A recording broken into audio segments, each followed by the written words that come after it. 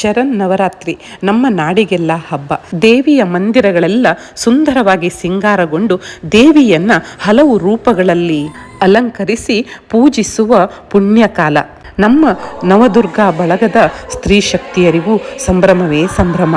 ಪೆಟ್ಟಿಗೆಯಲ್ಲಿಟ್ಟ ಬಣ್ಣ ಬಣ್ಣದ ಸೀರೆಗಳನ್ನು ಉಟ್ಟು ಮನೆ ಮನೆಗೆ ತೆರಳಿ ದೇವಿಯ ನಾಮಸ್ಮರಣೆಯನ್ನ ಮಾಡಿ ನಮಗೂ ನಮ್ಮ ದೇಶಕ್ಕೂ ಸನ್ಮಂಗಳವಾಗಲಿ ಎಂದು ಆ ದೇವಿಯಲ್ಲಿ ಪ್ರಾರ್ಥಿಸಿದೆವು.